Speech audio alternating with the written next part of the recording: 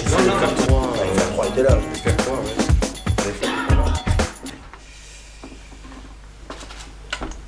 Tu veux que je démarre pour dresser un petit peu le portrait Ouais, disons, pour moi, c'est quoi l'actu, quoi hein?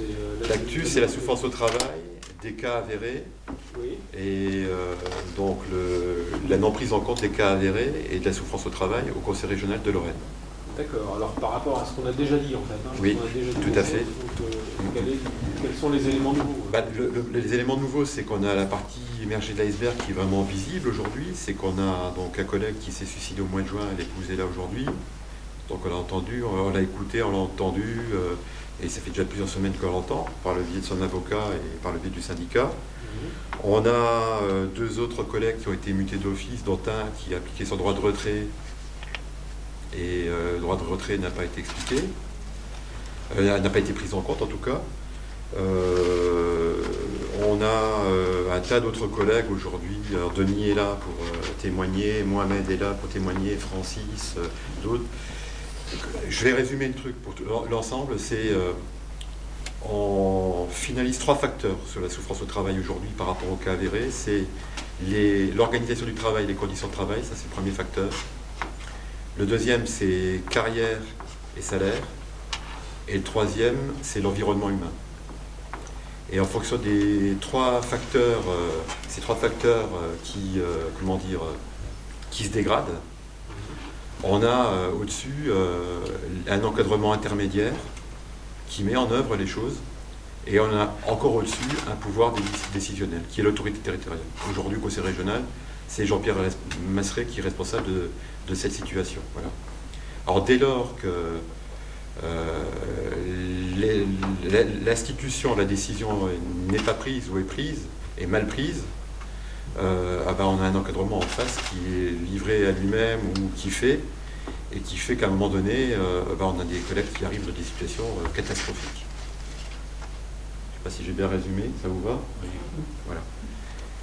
Donc voilà, si on révèle les cas les uns après les autres, effectivement, on a où l'organisation du travail qui est totalement dégradée parce qu'on a des suppressions de postes, où on a des postes avec des gens qui n'ont pas forcément les compétences, on a affaire à des fonctionnaires, des contractuels, c'est-à-dire ça fait un boulga, voilà, qui peut amener à des situations relativement compliquées. Et ça, c'est principalement dans les personnels de TOS.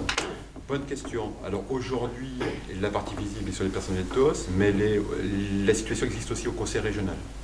Sauf que le conseil régional, c'est plus cosy, comme dirait l'autre, parce que les agents vivent entre eux dans les bureaux, et de dénoncer des souffrances au travail, ça crée encore plus de soucis. Mais aujourd'hui, on peut affirmer qu'aujourd'hui, il y a une vingtaine de personnes qui sont à la cellule DRH à Nancy, qui s'occupent justement du traitement des personnels, qui sont, déplacés manu militari de Nancy à Metz, avec, une philosophie affichée du conseil régional de dire prise en compte des cas particuliers, mais ils ont annoncé que cette cellule serait déménagée au mois de septembre, mais aujourd'hui on apprend qu'elle est déjà déménagée au coup par coup, suivant les bonnes volontés, ce qui crée même des bagarres dans les équipes. Et on a qu'à avérer aussi un grand pôle qui s'appelle le pôle alors j'ai du mal à dire sécurisation des parcours de vie, le pôle PSPV. Ils doivent être plusieurs dizaines, si ce n'est pas une centaine. Aujourd'hui, ils font l'objet d'un audit avec des réunions et autres. Donc il y a une décision de réorganiser totalement les choses sans que les salariés soient vraiment mis dans le coup, hormis cet audit. Il faut voir comment c'est présenté, sans que les délégués syndicaux, sans que les syndicats soient mis dans le coup, et sans que ça passe au comité technique paritaire. Voilà. Donc c'est vraiment, quand je déclinais l'ensemble, les facteurs et puis la mise en place, le problème c'est vraiment le problème de la décision et de la mise en œuvre. Et voilà, donc c'est fait au coup par coup. Et la philosophie, mais on en avait déjà discuté, la philosophie c'est aujourd'hui, Jean-Pierre Masseret le dit encore il n'y a pas très longtemps, c'est qu'il ne considère pas qu'il a une collectivité dans les mains, il considère qu'il a une entreprise. Donc le dit, il fait du véritable lean management. C'est-à-dire que c'est sous le prétexte d'être efficace pour les Lorrains et les Lorraines, il se passe de toutes les règles institutionnelles, statutaires, etc.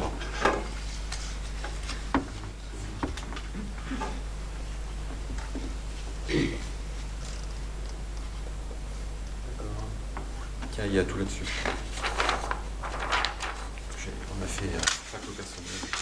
Ça, vous l'avez fait récemment? Oui, on l'a distribué. On a une intersyndicale qui s'est montée. Une mobilisation le 13 décembre, c'est ça? Tout à fait. Il y a une intersyndicale le 13 décembre au Conseil régional avec avec le FO et FSU. Ouais, les 3 revendications essentielles, c'est un dialogue social plus abouti, parce que là, il n'est pas du tout. Ouais. La prise en compte véritable de la souffrance au travail, en prenant en compte les demandes des salariés et des syndicats. Et la 3e partie, c'est un fonctionnement un peu plus normal, revenir à un fonctionnement plus normal des institutions paritaires telles que le comité technique paritaire, le comité d'hygiène et sécurité au travail et conditions de travail, et puis les commissions administratives paritaires.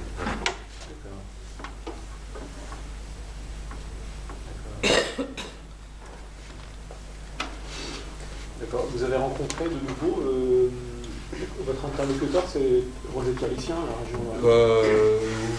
Indirectement, on va dire, c'est la pièce rapportée, il est intermédiaire, quoi. Mais aujourd'hui, c'est quand même le grand patron, on l'a dit à Jean-Pierre Masseray, on l'a rencontré le 26 septembre avec toutes les organisations syndicales. Masseray? Oui. Il nous a tout de suite attaqué, la CGT en disant de toute façon, vous vous trompez d'interlocuteur, c'est pas Thierry Lucien qui est responsable de tout, c'est moi qui assume, on est liés comme les deux doigts de la main, c'est moi qui assume, mais on lui a dit, on a très bien compris que c'est vous qui assumez, ça c'est pas le problème.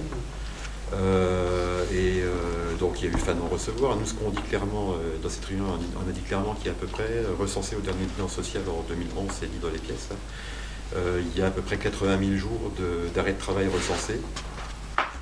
Sur une bonne partie, c'est des arrêts de travail qui sont dus à au vieillissement de la population dans les lycées, mais aussi à la pénibilité au travail. Mais il y a une autre partie aussi qui est quand même liée aujourd'hui aux risques psychosociaux, à la désorganisation, tout ce qu'on peut mettre derrière la souffrance au travail, voilà, lié à la souffrance au travail. Il n'a pas voulu entendre. À la limite, c'était de dire que ça pouvait être certains arrêts de travail pouvaient être dus à la complaisance des médecins. Voilà. Ce qui en face, la CFTC a répondu en disant non. Ici, la CFTC a répondu en disant on fera l'objet dans la presse. Ça fera l'objet dans la presse. Si vous ne bougez pas, on va aller vers la presse. On expliquera qu'effectivement, c'est parce que les gens ne travaillent pas. Donc là, Masseray a répondu mais attendez, vous êtes fous, on ne va pas dire ça à la presse parce que pour l'opinion publique, l'opinion publique va dire que les fonctionnaires sont des feignants. Donc nous, à la CGT, on a dit écoutez, nous, on va le dire à la presse, mais on va le dire pas de la manière dont vous le dites. C'est aujourd'hui simplement, c'est que s'il y a beaucoup d'arrêts de travail, on peut le dire à l'opinion publique. C'est simplement parce que la souffrance au travail n'est pas prise en compte. Voilà. Et on le vérifie dans tous les cas qu'il y a là. C'est-à-dire que si on écoutait les agents comme Denis, Jean-Marc et d'autres, Mohamed, etc., dans tous les cas, si on prenait tout de suite le taureau par les cornes, c'est-à-dire qu'on reçoit les agents, qu'on les écoute, d'autant plus que s'ils sont mandatés, si on joue le jeu avec les syndicats, si on essaie de faire les choses, les cas seraient réglés assez rapidement, en l'intervalle de 1 ou 2 mois. Sauf que là, pour chaque cas, la situation pourrit. C'est-à-dire que partout où on passe, que ce soit par le biais des commissions de réforme, par le biais de l'autorité, par le biais du CTP, CAP, il y a fin de non-recevoir. Et même quand un syndicat écrit, il n'y a pas de réponse. Voilà. Les seules réponses qu'on peut avoir, c'est « tout va bien ». On cerne la situation, tout va bien. Et ce qui fait que les agents sont en arrêt de travail, et ça perdure, ça fait des 1 an et demi, 2 ans. Je prends le cas de Jean-Marc Youm, qui est ici. Donc de grosses difficultés de l'établissement avec son collègue Fred, qui a eu le droit de retrait, etc., avec du harcèlement. La solution du conseil régional, c'est-à-dire on vous mute dans le lycée à côté. Sauf que quand ils ont muté les collègues, Jean-Marc s'est retrouvé muté, il est chef cuisinier, il s'est retrouvé muté sur le poste de l'époux de Nadine, qui s'est suicidé au mois de juin, et Fred a été muté dans le lycée où l'époux de Madame Insalako a été malmené par la direction. Voilà. Donc c'est pas des solutions, quoi. C'est-à-dire que la région traite de manière unilatérale, en disant qu'ils font des choses et dans un bon esprit. Alors ils vont peut-être te répondre, si tu les appelles, on a un pôle santé qui s'occupe des choses. Sauf que tous les agents qu'on a envoyés, on a envoyé des dizaines, je dis bien des dizaines et des dizaines, c'est-à-dire si on en a envoyé plus d'une cinquantaine, c'est le minimum. Quand ils vont au pôle santé, ils sont écoutés, mais ils ne sont pas entendus, il n'y a pas de résultat. Voilà. Alors la seule réponse à chaque fois, c'est mais il y a le pôle santé, et ils prennent en charge tous ceux que tu vois là autour de la table ont été au pôle santé et on voit le résultat. Philippe, tu veux rajouter? Vas-y Philippe. Je suis Philippe Vancofer de la Fédération CGT des services publics Montreuil, donc en charge des questions de santé au travail pour les fonctionnaires. Bien évidemment, la situation qui se présente ici sur le département est vraiment très préoccupante. Malheureusement, on est peut-être aussi dans la continuité et de ce qui se passe au niveau de l'ensemble des départements. Aujourd'hui, de par mes responsabilités, je suis le témoin direct de la multiplication, de l'explosion des suicides, tentatives de suicide et de maladies professionnelles. J'ai pu venir dans d'autres administrations où je me retrouve avec des suicides dans le même service, plusieurs suicides dans le même service. Donc aujourd'hui, je pense que ça, il va falloir que, bien évidemment, je compte sur vous pour que vous puissiez relayer la chose. Il n'y a rien de pire que cette invisibilité des morts au travail aujourd'hui en France. Aujourd'hui, on meurt, on est en train d'exploser face à la multiplication des suicides, tentatives de suicide et autres. Parce que là, sur ce qui se présente aujourd'hui, si on prend une situation, on pourrait se dire, mais l'employeur, il agit, je dirais, il prend sa responsabilité à sa petite semaine. Qu'est-ce qu'il fait? Quand on regarde la multiplication, on se rend compte que ce n'est pas une situation isolée, on est bien sur, moi j'appelle ça de la violence institutionnelle dans le travail. Or, aujourd'hui, quand même, l'employeur a une responsabilité administrative, c'est le garant quand même. Il doit à ses fonctionnaires une bonne santé au travail. Mais elle est où cette bonne santé quand on voit la multiplication de ces cas? Donc l'employeur est complètement responsable de ce qui se passe aujourd'hui. Je n'imagine pas une seule seconde qu'il ignore l'ensemble de ces situations qui vous sont présentées aujourd'hui. Alors au regard de la multiplication de ces situations, moi j'ai le sentiment, c'est que l'employeur il est dans le déni, il est dans le mépris, il est dans l'ignorance de ce qui est sa responsabilité administrative, financière et pénale dans le cadre de ces violences faites dans l'exercice des missions des fonctionnaires. Donc la fédération, elle sera très attentive à ce que ici, comme partout en France, ces situations de violence cessent. Et c'est la moindre des choses qu'on puisse demander et exiger. C'est un droit à la santé au travail. Aujourd'hui, on n'a pas le droit de mourir, encore moins dans ces situations-là. C'est inadmissible. Oui, Ralph Blindauer, avocat. Moi, je souscris totalement à ce qui a été indiqué. On va probablement mener des actions judiciaires. On va mener des actions judiciaires. Ce que je peux souligner, c'est qu'on est en train de retrouver dans le secteur public tous les ingrédients qui ont fait l'explosion des accidents du travail, l'explosion des risques psychosociaux dans le privé, parce que les critères de gestion du secteur public deviennent exactement les mêmes que ceux du public. Alors, ce qu'on constate aujourd'hui, là, il n'y a que des agents des lycées. C'est pas un phénomène nouveau dans les lycées. Lorsque les TOS des lycées étaient des fonctionnaires d'État, sans aucune discussion, on avait déjà ce type de phénomène. Et là, il y a une accentuation depuis la régionalisation, parce qu'on a transféré des compétences aux régions sans transférer les moyens. Et les exécutifs régionaux, pour rendre le service public qui est dû à leurs administrés, ont tendance à résoudre la contradiction sur le dos des personnels.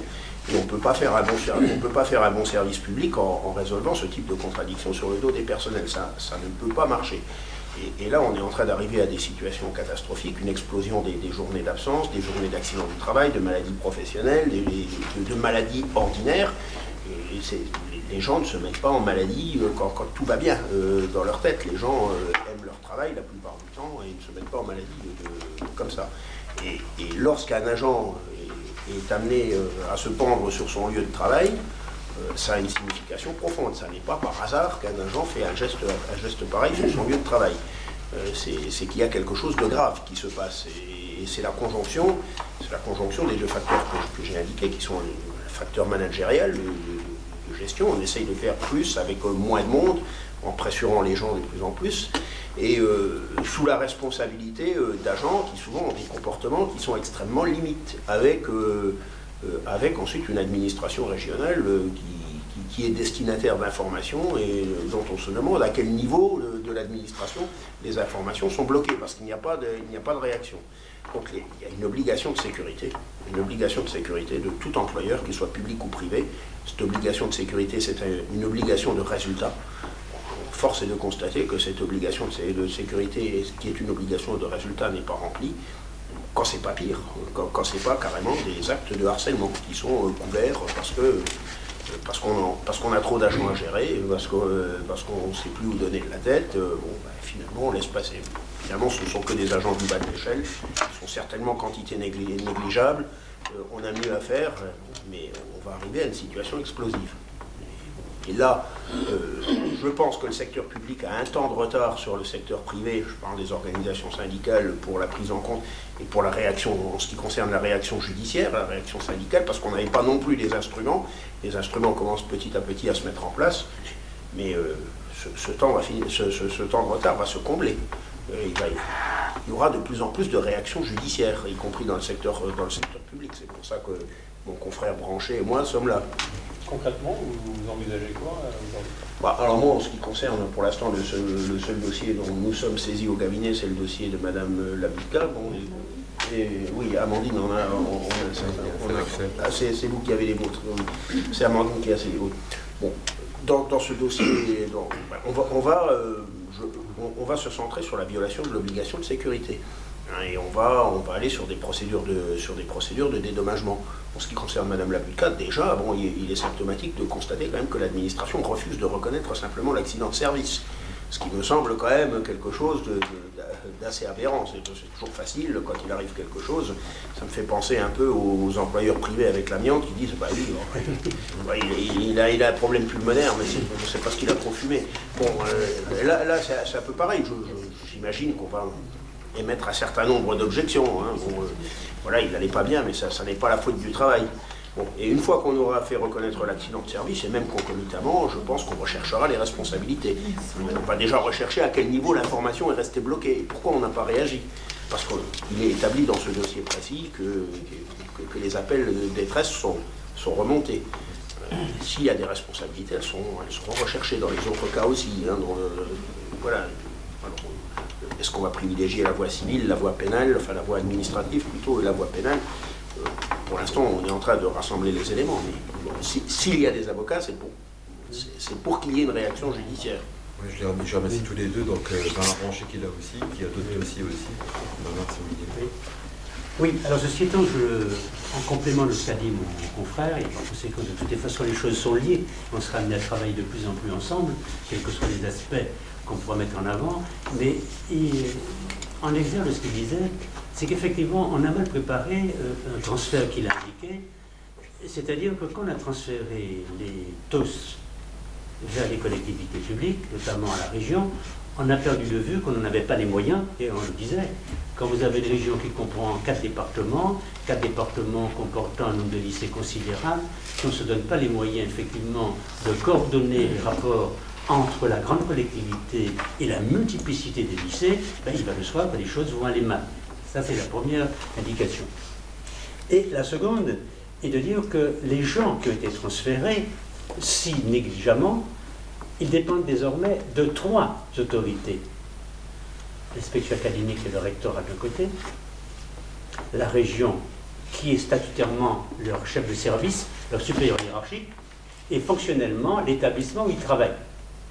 Et curieusement, comme une coordination digne de ce nom n'a pas été aménagée, chacun se renvoie là-bas. Alors il est certain que le manque de moyens se traduit notamment par les problèmes de manque de sécurité qu'on a indiqués. Et c'est tellement vrai qu'on avait pris conscience que ces gens risquaient d'être un peu sacrifiés parce que, comme mon confrère l'a excellemment dit, ils sont en bas de l'échelle, et c'est ce dont on a tenu compte, et que surtout par ailleurs, les fonctionnaires territoriaux qui étaient déjà là voient de mauvais œil qu'ils arrivent parce qu'ils sont nombreux et que le gâteau à partager est beaucoup plus large, il y a ça aussi à voir, et que, entre guillemets, se rendant compte toujours trop tard qu'on a fait une réforme sans donner les moyens, et j'y viens parce que ce n'est pas par hasard, on a inventé une disposition complémentaire à la loi sur le droit et la liberté des fonctionnaires, le texte de 83, on ajoute une disposition sur la protection fonctionnelle. et notamment qui a pris le nom de harcèlement moral. Or, il va le savoir que ce n'est pas par hasard que de 83 à 2002, on a pondu ce texte parce que très rapidement on s'est rendu compte qu'il y avait des problèmes. Or, s'il est vrai qu'il y a un problème d'insécurité, c'est vrai que les différentes procédures, nous allons les mener. Il y en a une, il s'agit de l'établissement public, il s'agit de fonctionnaires. Donc il va le savoir qu'on inventait une protection contre les instituteurs auparavant, une protection fonctionnelle. La collectivité est obligée de l'assurer, elle est obligée de prendre en charge les frais médicaux, les frais d'avocat, les frais de procédure, mais curieusement, on botte en touche, et on considère qu'on n'a pas à protéger, on l'a dit, puisqu'on l'a vu, un exemple qui a été donné, la protection fonctionnelle qui a été demandée, qui a été refusée, d'autre part, qui a été apparemment acceptée, mais qui ne sert à rien. C'est quand même incroyable de nommer sur un poste quelqu'un qui est en souffrance, sur le poste de quelqu'un qui l'a précédé et qui s'est malheureusement suicidé. Comme protection fonctionnelle, vous conviendrez qu'on fait mieux. Alors il y a déjà ça, sans compter que dans d'autres hypothèses, parce que là on n'en a pas insisté sur ce point, il est quand même extraordinaire qu'on arrive à ce que ceux qui harcèlent soient protégés et que la victime soit considérée comme étant responsable. Puisque dans la généralité des cas, qu'est-ce qu'on fait? Indépendamment du problème de l'accident du travail qu'on ne traite pas. Mais quand on ne qualifie pas comme accident du travail, qu'est-ce qu'on fait? Tout naturellement, on met d'abord en demi-salaire, ensuite on supprime le salaire. Alors, comment expliquer qu'une collectivité responsable qui est faite d'élus peut en arriver comme solution de protection en disant « Ah, on n'est pas sûr que c'est un accident du travail, en attendant que les experts se prononcent, on va vous mettre d'abord en semi-traitement, on arrive rapidement à pas de traitement du tout. » C'est une façon singulière de traiter les fonctionnaires. Je dis que la région veuille faire du management, ok, mais que se donne le moyen de faire du management à la manière du privé, parce que là, il y a des tribunaux privés, dans le cas de la sécurité, mais nous allons ajouter complémentairement, et je m'y attache de plus en plus, les tribunaux administratifs, après le législateur en 2002, sera obligé d'exiger des collectivités que la protection fonctionnelle que la loi met en place, qu'on assume pleinement. Ça, c'est un peu mon combat. Ça, c'est le programme. Mais oui, c'est un combat, oui, il faut le commencer. Et on en a les moyens, parce que même l'indemnisation de la collectivité peut être amenée à indemniser parce qu'elle n'a pas veillé à ce que le fonctionnaire soit protégé, notamment lui donner un centrage son salaire. Ah oui, voilà. Moi, sur le fond, et pour faire, on a les moyens juridiques. Pour faire la conclusion, parce qu'on insiste sur effectivement les lycées, mais tu avais posé la question en disant effectivement, est-ce qu'il n'y a que des lycées ou sièges? Il y a quand même à bien cerner le sujet, c'est que quand on pose la question aux ATE ou aux gens des lycées, est-ce que c'est mieux maintenant après la décentralisation? La première réaction, c'est de dire oui. Et quand ils disent oui, quand on gratte derrière, c'est pourquoi? Parce qu'ils ont arrivé à récupérer du régime indemnitaire. Mais si on gratte, si on écoute un petit peu les spécialistes, si on gratte un peu derrière, quand ils étaient à l'État, ils avaient le droit de regard sur leur carrière, avec les CAP, la mobilité, etc. Aujourd'hui, à la région, plus du tout. C'est-à-dire qu'indirectement, dans notre fonction, avant la décentralisation, dans notre fonctionnement familial, c'est que dans un cadre de fonctionnement familial, on voudrait gérer effectivement une collectivité qui a passé dans un statut, on va dire, de préfectoral, industriel, avec 3000 personnes. On voudrait gérer de la même manière. C'est-à-dire, on achète la paix sociale et circuler, il n'y a rien à voir. Et ça ne peut pas fonctionner comme ça. D'ailleurs, on se sert de ça. C'est-à-dire qu'à un moment donné, les ATE disent, effectivement, la mobilité, ça se passe plus comme avant. Avant, on pouvait téléphoner, on pouvait demander, ça passait devant les délégués, on savait comment on était traité. Là, plus du tout. Voilà. Par contre, il y en a certains qui n'hésitent pas à courir parce qu'ils savent qu'ils peuvent avoir une répondance et on voudrait 10 € en plus à la fin du salaire sur notre régime indemnitaire parce qu'au siège, ils ont encore des primes en plus.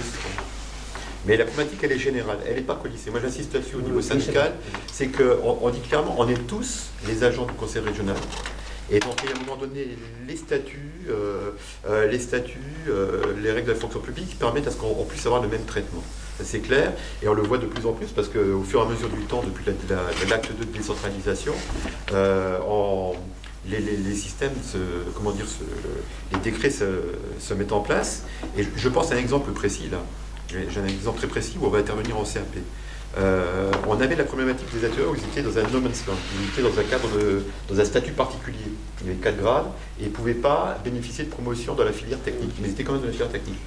Depuis novembre 2010, il y a un décret d'application qui fait qu'à un moment donné, un ATE peut passer maintenant dans la catégorie B. Eh ben, quand on a été en CRP l'année dernière, on nous a dit écoutez, c'est trop tôt, on va pas le faire tout de suite, laissez-nous un an pour discuter, on en rediscute. Là, on est un an après, ça fait 2 ans après les textes, quoi. Il n'y a pas de promotion pour les chefs de cuisine, pour les chefs d'administration générale, etc. Et quand on regarde, c'est pas un problème de capacité intellectuelle ou autre, on a des collègues, Jean-Marc, encadré une vingtaine de personnes, quoi. Ils ont des tournées de cuisine de vingtaine de personnes, avec un statut de catégorie C, à 1300, 1400 euros de salaire, c'est ça à peu près. Avec 1400, voilà. toutes les nouvelles responsabilités Voilà. qu'on a sur l'hygiène et la santé. Voilà. Hein, Donc les responsabilités, on les prend en même temps que les lois. C'est pas compliqué, Jean-Fred était il a commencé en février 78 là-bas, jusqu'au 28 juin donc 2012. Il avait un salaire de 1689 euros. Avec une petite équipe d'encadre, une équipe de Ça, combien de c'est avec personnes? le complément familial, ça. Non. Et chef de cuisine. Hein. Mais c'est le même problème que de lui, les autres. Depuis que l'unité n'existe plus, à savoir avant on était représenté par donc le fonctionnaire d'État. Depuis qu'on est sous la double tutelle, voire la triple tutelle, comme l'a rappelé Maître Blanchet, il y a plus, les gens se déresponsabilisent, tels que la DRH, notamment les proviseurs, qui cautionnent la pratique délétère. Et c'est comme ça qu'on arrive à des résultats. C'est pour ça qu'on a tout ça. Il y a une mentalité. On a eu des primes, certes, on a eu des primes, tout ça, mais sur le rapport d'humain, ça s'est dégradé complètement. Aujourd'hui, vous voulez un dossier, on vous dit, bah, voyez ça avec vos employeurs vous dites, c'est qui? Et tout le monde n'a pas accès à Internet. Bon, il y a encore des agents qui arrivent en fin de carrière. Et non, c'est pas. Sur le plan humain, ça s'est dégradé. Ben, on a une mentalité là, du mini-préfet, effectivement ils ont l'autorité de police, etc. Après c'est comment ils gèrent les choses, hein. Et on a de l'humain en face, donc c'est comment ils gèrent les choses. Et je pense que ça s'est accentué aussi, parce que c'est dans la fonction publique territoriale. On est dans des collectivités, on n'est pas à l'État.